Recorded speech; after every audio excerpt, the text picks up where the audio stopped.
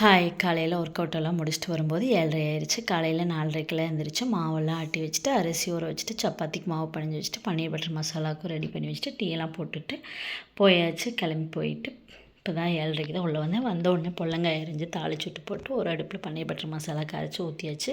ரெண்டும் கொதிக்கிற டைமில் மொச்சை ஊற வச்சுருந்தேன். மொச்சை ஒரு 4 விசில் விட்டு அது கூட வெங்காயம், மல்லித்தழை, கொஞ்சம் லெமனும் உப்பு அவ்வளோதான் கலந்து எடுத்து வச்சாச்சு. பழைய சாப்பாடு இருந்தது, கொஞ்சம் உப்பு தயிர் ஊற்றி கரைச்சி வச்சாச்சு.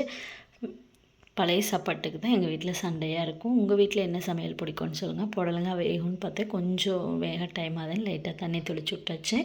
இது எல்லாம் ரெடி பண்ணதை டைனிங் டேபிளில் கொண்டு போய் வச்சுட்டு வந்துட்டு தயிரும் சாப்பாடு கப்புக்கு இன்றைக்கி டிஃபன் பாக்ஸுக்கு செஞ்சிடலான்ட்டு நான் இஞ்சியும் பச்சை மிளகாயும் அரைச்சி சேர்த்துக்குவேன். பசங்களுக்கு வாய்க்கு வந்தால் பிடிக்காது. மல்லித்தலையும் வரமிளகாயும் தாளிக்கிறதுக்கு கடுகு, உளுந்து பருப்பு, கடலப்பருப்பு அவ்வளோதான். வரமிளகா கருவேப்பிலை தாளித்ததுக்கப்புறம் வணங்கி வந்ததுக்கப்புறம் இஞ்சியும் பச்சை மிளகாயும் மிக்சியில் ஒரு கொரப்பாக அரைச்சி உள்ளே சேர்த்துக்குவேன். குட்டி குட்டியாக கட் பண்ணிக்கலாம்.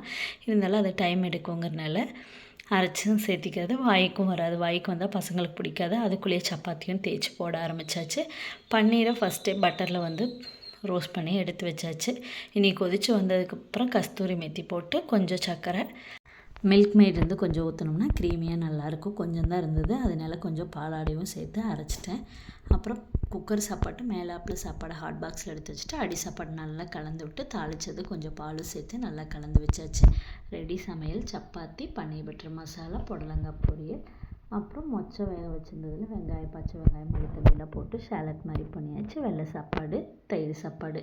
இன்னத்து சமையல் இது தான். காலையில் பசங்களுக்கு சத்து மாவு கூழும் காய்ச்சி கொடுத்தாச்சு. அதுக்கப்புறம் லஞ்ச் பேக்கெல்லாம் பேக் பண்ணிவிட்டு கிச்சன் நிலமை இப்படி தான் இருக்குது. எல்லா சமையலும் முடித்ததுக்கப்புறம் மறுபடியும் எல்லாத்தையும் நீட் பண்ணி எடுத்து வைக்கிற மாதிரி இருக்கும். கொஞ்சம் ஃப்ரீயாக செஞ்சோம் அப்படின்னா இவ்வளோ இதாகாது, கைக்கு செஞ்சிடலாம். கொஞ்சம் அவசரமாக செஞ்சதுனால கடைசியாக எல்லாத்தையும் கழுவிக்கிறது. பாத்திரம் வைக்கிற இடத்த ஃபஸ்ட்டு எல்லாத்தையும் கழுவி விட்டு அந்த கூடையெல்லாம் எடுத்து வச்சுட்டு அதுக்கப்புறம் தான் பாத்திரத்தை கழுவி வைப்பேன். நீங்கள் எப்படி செய்வீங்கன்னு சொல்லுங்கள். அப்படி செய்யும்போது சுத்தமாகவும் இருக்கிற மாதிரி இருக்கும். அந்த உப்பு கறியும் கொஞ்சம் பிடிக்காமல் இருக்கிற மாதிரி இருக்கும். நல்லா தேய்ச்சி விட்டு கழுவிட்டு அந்த வைப்பர் வச்சு தொடச்சி விட்டுட்டு வேணும்னா ஒரு துணி வச்சு தொடச்சிக்கலாம். நான் கடைசியாக கூடை எடுத்து வச்சுட்டு ஒரு துணி வச்சு தொடச்சிக்குவேன். இப்போ வைப்பர் மட்டும் வச்சு தண்ணியை எடுத்துருவேன். உப்பு கரை கொஞ்சம் பிடிக்கிறது கம்மியாகும். எங்களுது சரியான உப்பு சப்பை தண்ணி, அதனால சீக்கிரமே உப்பு பிடிக்கிற மாதிரி இருக்கும். அதுக்கப்புறம் பாத்திரத்தையெல்லாம் கழுவி எல்லாம் ஒரு சுனி வச்சுட்டு சமைக்கிறத விட பாத்திரம் தான் நிறைய செய்கிற மாதிரி இருக்கும். அதுவும் லீவ் டைம்லாம் இப்படின்னு திரும்பி பார்த்தோன்னா பாத்திரம் நிறைஞ்சிரும். அப்போ தான் கொஞ்சம் கடுப்படிக்கிற மாதிரி இருக்கும். யாருக்கெல்லாம் அந்த மாதிரி தோணுன்னு சொல்லுங்கள். அதுக்கப்புறம் பாத்திரத்தையெல்லாம் கழுவிட்டு சிங்க்கு, பைப்பு எல்லாத்தையும் கழுவி சுத்தம் பண்ணிடுவேன். இப்படி தான் வேலை செய்வேன். நீங்கள் எந்த மாதிரி வேலை செய்வீங்கன்னு சொல்லுங்கள்.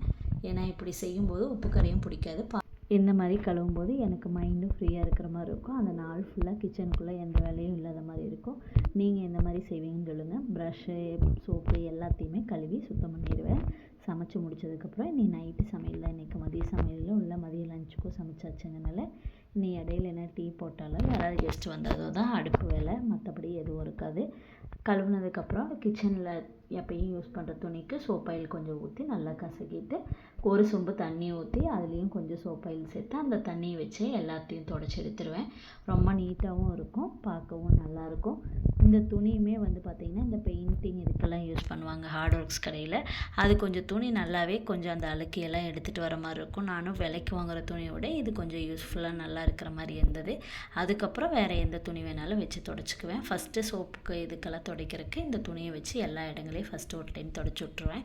கை கிட்டின தூரம் வரைக்கும் கிச்சன் கவுண்டர் டாப்பு எல்லாத்தையும் தொடச்சி விட்டோம்னா பார்க்கவும் நல்லாயிருக்கும், ரொம்ப நீட்டாகவும் இருக்கும். எப்பயுமே ஒரு அரை மணி நேரம் மெனக்கடல் தான். செஞ்சிட்டோம் அப்படின்னா கிச்சன் ஃபுல்லாகவே நீட்டாக இருக்கும் எப்பயுமே. அதுக்கப்புறம் வீடெல்லாம் க்ளீன் பண்ணுறோம் அப்படின்னா இன்னும் கொஞ்சம் நீட்டாக பண்ணிக்குவேன். மற்ற நாள்லையெல்லாம் ஓரளவுக்கு இந்தளவுக்கு பண்ணிக்குவேன், அவ்வளோதான். வீடு கழுவுற அன்றைக்கி துடைக்கிற அன்றைக்கெலாம் பார்த்திங்கன்னா ரொம்ப டீப்பாக எல்லாத்தையும் எடுத்து போட்டு கழுவி இது பண்ணிக்குவேன். ரொம்ப இந்த பெயிண்ட் எல்லாம் போகுது அப்படிங்கிறனால அடுப்பு மேலே இருக்கிற இதெல்லாம் இவர் டெய்லியுமே கழுவ வேண்டாம், நீ தொடச்சி மட்டும் வச்சா போதும், என்ன இருக்குது இல்லைன்னா டெய்லியுமே எடுத்து போட்டு கழுவிடும். முதல்ல இருந்த சில்வர் அடுப்பெலாம் டெய்லியுமே எடுத்து போட்டு சமைச்சு முடிச்சதையும் அடுப்பையும் சேர்த்து கழுவி விட்டால் வேலை முடிஞ்சுது.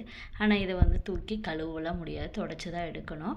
அதுக்கும் இதுக்கு இந்த துணி யூஸ் பண்ணுறத விட வைப்பர் கொடுத்துருந்தாங்க, அதை வச்சு யூஸ் பண்ண சொன்னாங்க. நமக்கு அதெல்லாம் செட் ஆகாதுன்ட்டு இதை வச்சு தொடச்சி எடுத்துருவேன்.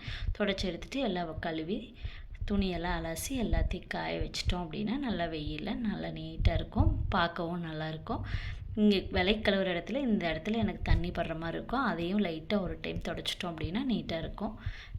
இன்னும் கொஞ்சம் திட்டு கட்டும்போது உள்ளே வச்சுருந்தோம் அப்படின்னா அந்த தண்ணி படாதாம்மா. எனக்கும் ஃபஸ்ட் டைம்ங்கிறனால அது தெரியல. புதுசாக வீடு கட்டுறவங்க அதை தெரிஞ்சுக்கங்க.